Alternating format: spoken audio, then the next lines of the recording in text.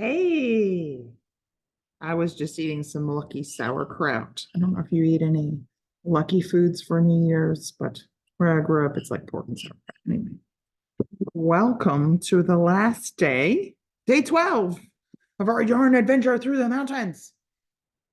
I'm excited. I got a lot to talk about today, but I'm going to try to keep it relatively short. Okay, so let's get out. All right, now, if you felt it, you know this one was different. So I'm wondering if you already opened up day 12 ahead of time just because you're like, oh, I want to know what's in there. It feels different. But if you haven't, let's just go ahead and take what's in there out. Day 12 has two little things in here. What? What? Yes. Yes, it does. There's a little extra surprise. Extra surprise. So let's take it out. Woo! Okay, so we got the regular yarn, which is called the Dolomites. And maybe you would have figured that out because it has the same superwash merino nylon mix. All right. And it is a light gray with the little snow spots. Okay. So Dolomites, we're going to talk about that. And what's this other one? It's a similar color on purpose. It actually started out differently, so it was not the same dye. But it is intentionally the same color so that you could kind of use them. It's called Big Yeti. Now, this is an extra bit. You knew you were getting 12, 20 gram minis. This is not included in that. This is an extra bit I gave you because I knew that not everyone is necessarily into this textury kind of yarn. And so it's just an extra bit that you could use if you want to. I will show you how I used it. Or if you don't like it, like that's okay. I gave you this extra bit. It's called Big Yeti. I'm gonna pick it up actually. um, so Big Yeti. It is not quite 20 grams. It's more than 10 grams. It's from a different supplier, and yes, I did dye it. It's a DK weight, whether you order DK or fingering, and it's about 45 yards. It's nylon, alpaca, and merino, so it is mostly natural fibers. And it's like this little fuzzy bit right there. And there's a core that's a little stronger, but there's a fuzzy bit. And the fuzzy bit's probably mostly alpaca, I would bet. So it's not mohair or anything like that. That can be a source of allergies for a lot of people, but there's alpaca in here. So I hope you don't mind that. I'll show you what I did with it. Let's talk about the two different inspirations. The Big Yeti is not really in location. So let's go with Dolomites first. Okay, so we went from Machu Picchu in South America over here. Okay. And now we are going back to Europe, back to Europe, back to northern Italy, right here. That is where the Dolomites are. They are a mountain range kind of named after the rock. It's a limestone carbonate rock. And it's kind of like Australia, it's in northern Italy, Austria, not Australia, Austria. Northern Italy, which the line between the two has moved over the years. So like you can live in one spot and you were living in Austria, now you're in Italy, or the reverse. Just the line between the countries has changed over the years. Have I been there? Yes, I have been there. I'm going to show you some pictures. So let's see. It is relatively close to Venice, and you can actually, there's some hut walks that you can take. Like it takes about a week if you're in like decent shape without like being a mountain climber. So there's some like public trails there. So let me show you some of the pictures and what I did. Let's see, my pictures right here. There we go. All right, now this is not a picture I took, but is a pretty iconic for what the Dolomites look like back here. Like these beautiful green valleys and all of a sudden these like big light gray rocks that just kind of jut up out of them. So they look different than the mountains in Switzerland. They're close, but not exactly the same. And here's just another picture of the same kind of thing. You see, you just kind of see it everywhere. Is this a picture I took? I know there's some pictures soon. Right here. This is a picture I took. You can see the Dolomites right there and the motorcycle that I rented right there. I took the spam cans off for whatever reason. This was in 2002, if you remember. Yeah, it was 2002 when I shared it back when we went to Andermatt. That's a picture I took. See the little the chalets? They're boarded up right there because it's a summertime and maybe this is a ski area that I took that picture.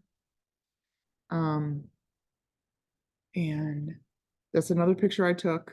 And like these ski areas during the summertime, like lots of motorcyclists stop there, kind of like me, and like stop at the top. And there's a bunch of people parking. And you can, this is not a working motorcycle, it's there as part of like the sign, Hasso Gao or something. I don't know. That's one of the stops that I made. No, stop sharing that. Yes. And then,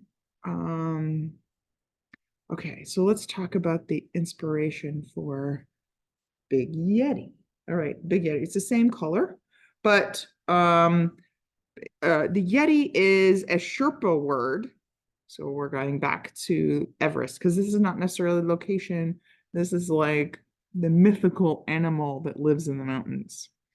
And Yeti is not the drink Yeti or the coolers Yeti, but Yeti, the animal that's mystical, probably not real. It's the Sherpa word for wild man. And it's just kind of, I'll show you a picture of like what people imagine the Yeti to look like. So let's see, let's go back.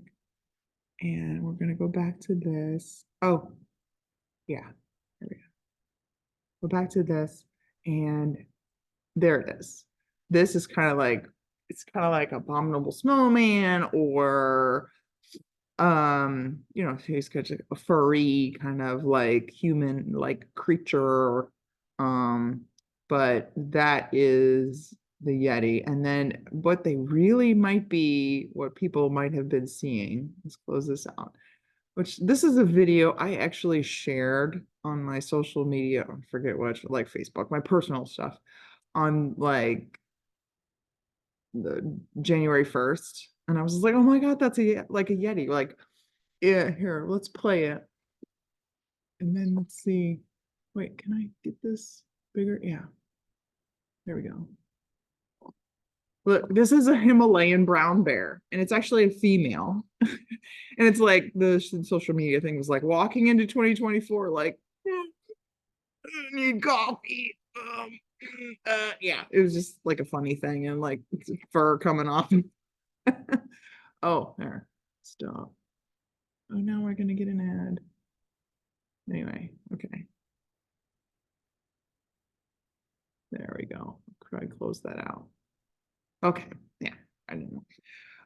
But that, I just thought that was kind of funny because it's a Himalayan brown bear with the females can kind of turn like I guess a lighter color. Maybe somebody saw that out in the mountains and thought of it as like a humanoid Yeti creature.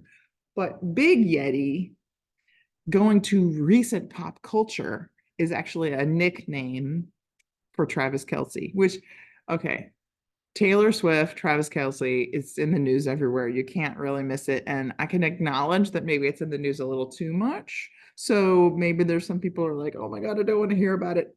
But I was just like, I like Taylor Swift, so I'm not gonna like show you a bunch of pictures or anything. But Big Yeti is a nickname for Travis Kelce, the Chiefs football player, because he's just like a hairy dude and he plays football.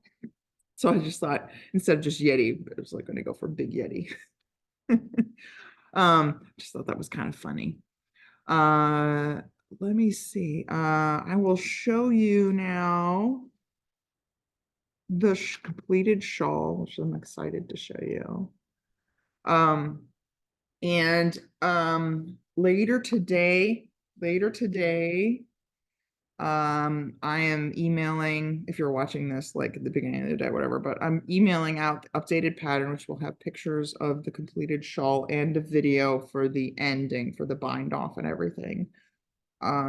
So if you're using my pattern and you haven't already gotten that, please check your email for the updated pattern. And there's a link to the video in the pattern of how I bound this off and how I used a bound off and how I did a 3-needle bind off using this yarn. So, if you're doing a different pattern, maybe it'll give you some other ideas. But here is my completed shawl. So you can see all the colors. All right, here we go. Ta-da! So you can see it's 2 triangles that have been joined together. 2 triangles that have been joined together. And did have to write my own pattern because it's it's different shape, even though it's a triangle. But anyway, and you can see where I used the Big Yeti here at the join and also at the bind off. And the colors go here is day 1 all the way through day 12. And Big Yeti kind of is, I put it together with my Dolomite day 12, but you could do whatever you want. It was relatively neutral, so I thought maybe you could just play with it. And I used what was there for the bind off. And then when I had left, I made some tassels in Big Yeti. So there, I'll try putting it on. Which with a long shawl like this, I usually have to zhuzh it, to get it just right. But there we go. And the tassels for me, I like because they'll the weight keeps it in place, but here we go. What's funny, I want to show you one last thing. What's funny is, okay, I designed all these colors, and the locations and everything. And my daughter pointed out that I have this painting that's been hanging here in the shop. And she pointed this out after, like, I'd already dyed everything up. And it's probably done 20 years ago. It doesn't really have any of the gray in it, but look, oh my gosh. Yes, apparently mountains mean this to me and this. Swear to God, I did not notice the connection until after I'd dyed everything up. Swear to God. So yes, that is the mountains. That is the mountains. I hope you guys have enjoyed our adventure through the mountains. And I hope you like your colors. And no matter what, you're in the little bits of snow. And if you need help and you haven't started anything with it and you want to start something with it later, just ask me and I'll give you suggestions. You obviously do not have to use my pattern. I hope you've had fun visiting all 12 locations on our adventure through the mountains and as we conclude our Christmas season. Thanks for watching. Bye.